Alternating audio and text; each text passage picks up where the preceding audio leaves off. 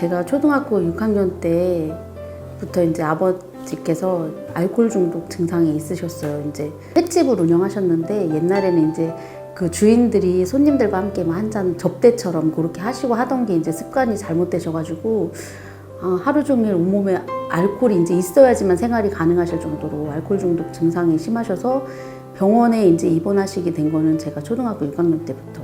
술을 드시면 주폭 증상이 있으셔가지고 이제 폭행으로 이어지시는 거예요. 그래서 저희 어머님이 이제 아버님이 횟집을 안 하시니까 이제 어머님도 사셔야 되니까 나름 식당을 혼자서 막 운영하시고 이러셨는데 이제 술만 좀 많이 드시면 막 그 쓰는 칼을 들고 막 말하자면 막 집안을 완전 설치고 다니시는 거죠. 그러면서 저희도 막 문 잠그고 숨어 있고 남동생이 하나 있는데 같이 숨어 있고 근데 아버지는 같이 죽자 그냥 이유 없이 술 먹은 증상으로 인해서 그런 게 많이 있었고 어린 나이에 제가 보기에는 아빠의 부재로 인해서 엄마는 삶이 더 힘드시기만 한 것 같은데 계속 이제 엄마 험담부터 막 외갓집 식구들 험담 그리고 이제 저희한테 하는 막 이런 쓴소리 갑자기 또 막 원숭이가 보인다고 막 이러시고 이제 막 그런 창란 현상까지 일어나셔가지고 막 그게 계속 반복되셨어요. 그리고 폐 수술도 하시고 또 뭐 간암에 골수암에 이제 그게 술로 인한 건지 모르겠는데 계속 진짜 종합병원처럼 그렇게 병이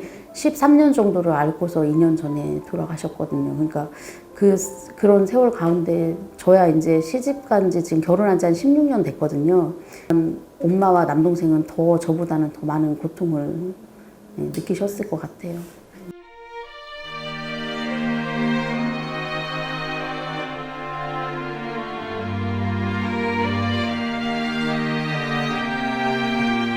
저의 학창 시절은 늘 죽고 싶다.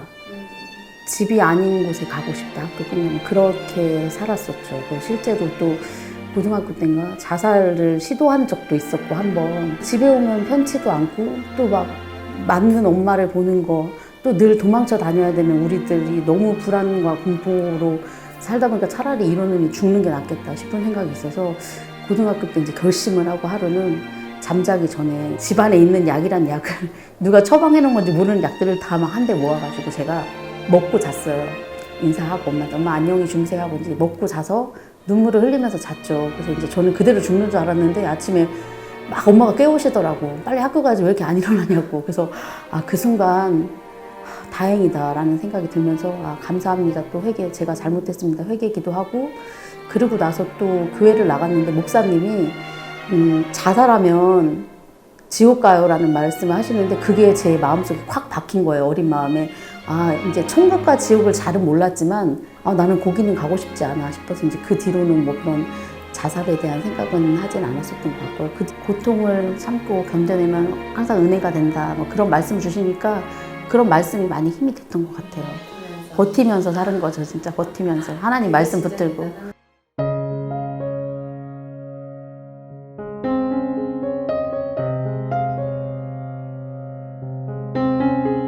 병간호를 이제 아들이 하면서 아버지와 아주 밀접하게 접촉된 가운데 술을 먹기도 하고 술을 먹으면 이제 폭력적인 모습도 보여지고 아버님 돌아가시고 나서 이제 더 홀가분할 줄만 알았죠. 근데 이제 여러 그런 쌓였던 것들이 분출이 되면서 폭력 증상이 너무 나타나면서 밤에 제가 막 경찰도 출동하고 막 차를 부수고 막 이런 사건들이 막 있어서 엄마는 저희 집으로 피신을 오시고 한 이틀을 그렇게 계시다가 이제 안 되겠다 싶어서 저도 그 친정집에 이제 제가 갔는데 두렵더라고요. 방문을 열기가. 혹시 이제 막 안 좋은 생각만 들더라고요. 사람이 걱정이 되니까. 그래서 이제 문을 열었더니 다행히 있더라고요. 그래서 놀이터에 가서 한 2시간가량을 얘기를 하는데요. 이 남동생의 모습이 이 남동생 눈빛이 아니더라고요. 그래서 무슨 막 무당이 빙이 된 것처럼 이제 제가 야 너는 지금 네가 이렇게 자꾸 되는 건 하나님 앞에 네가 올바로 서지 않아서야. 저도 모르는 담대함이 생기면서 얘한테 이제 막 신앙적인 얘기를 막 했더니 자기는 계속 거부를 하더라고요. 네 마음에 지금 너를 마귀가 갖고 노는 거다 막 이렇게 얘기하면서 이제 기도원을 한번 가라고 제가 얘기를 했어요. 기차 타고 가라 그랬더니 자기는 기차 타고 가서 길을 못 찾아간다고 막 이런 식으로 되게 막 이상하게 그런 모습을 보여서 저도 당황됐지만 제가 그 순간 이거는 마귀다 싶어서 저도 끝까지 지지 않고 가라. 못 가, 가라, 못 가. 그걸 계속 반복하면서 영적인 싸움을 한 거죠. 이제 이틀 동안 기도원을 가기로 이제 작정을 하고 갔는데 막 말씀 통해 은혜 받고 약간 회복이 되고 이제 마음의 변화를 가지고 내려왔어요. 그리고 자기가 그래요. 아, 사람이 살면서 이런 행복을 느끼면서 살 수가 있는 거구나. 늘 악의 구렁텅이와 음지와 아버지의 그런 악한 것들에 속해서 거기에서 얽매여 나오지 못하고 얽매여서 그렇게 살았었는데 이제 얘가 그렇게 사는 게 너무 감사하고 이 아이만 보면 저는 더 오히려 더 아버지보다 더 감사하죠. 그러셨을 것 같아요.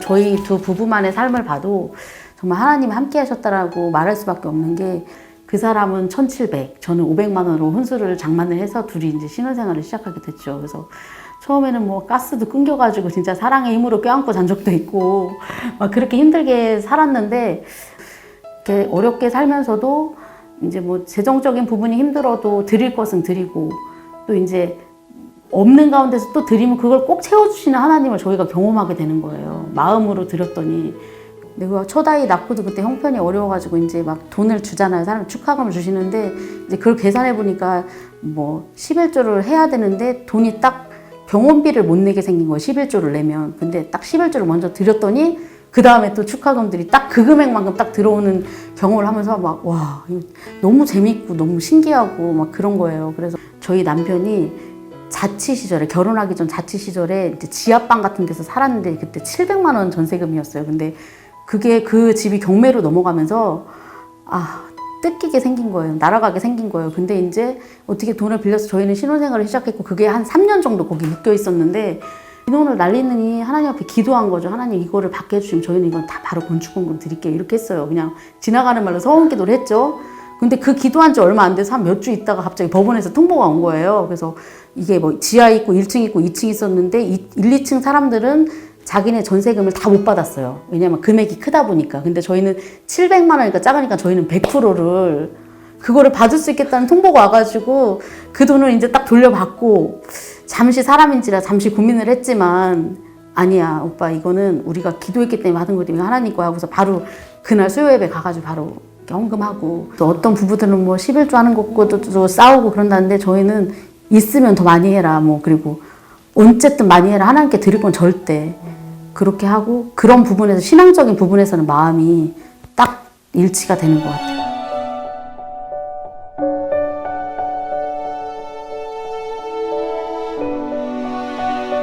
사실은 이렇게 인터뷰를 하게 된 것도 저의 이런 삶의 나눔을 통해서 다른 분들도 포기하지 않았으면 좋겠다. 우울한 적도 있었고 죽고 싶다 시도한 적도 있었고 또 정말 하나님을 떠나야겠다. 하나님은 내 편이 아닌 것 같아. 하나님은 나를 안 좋아하셔. 하나님 안 계셔까지 이렇게 한 적도 있었는데 어떤 목사님은 그러셨어요. 이게 육적으로 힘들지만 영적인 것이 육적인 것을 넘어설 수 있기를 기도하시라고 그 얘기를 해서 제가 이제 또 그 말씀을 붙들고 결국에는 하나님은 고와 같이 버려두지 않으신다는 그 말씀 내 손을 놓지 않으신다. 내가 그 손을 제가 하나님하고 잡고 있었던 손을 제가 놔도 하나님은 그 손을 절대 이렇게 잡고 계신다는 그 말씀을 붙들고 용기를 내시고 포기하지 않고 신앙적으로 늘 이기면서 사셨으면 좋겠다는 말씀.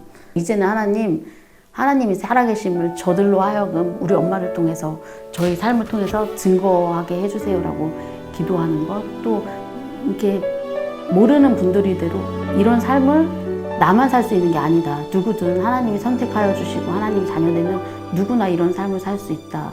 회복을 이룰 수 있다. 어려운 게 해결될 수 있다. 이런 거를 좀 간증하면서 살고 싶고 또 아이들이 셋이나 있다 보니까 또 막 불쌍한 애들 막 이런 거에 저는 관심이 또 많아가지고 가능하다면 막 그런 아이들 막 후원도 하고 싶고 꿈을 아주 크게 갖고 있는데 그게 이루어졌으면 좋겠다는 그런 사명 뭐 그런 거 가지고. 네.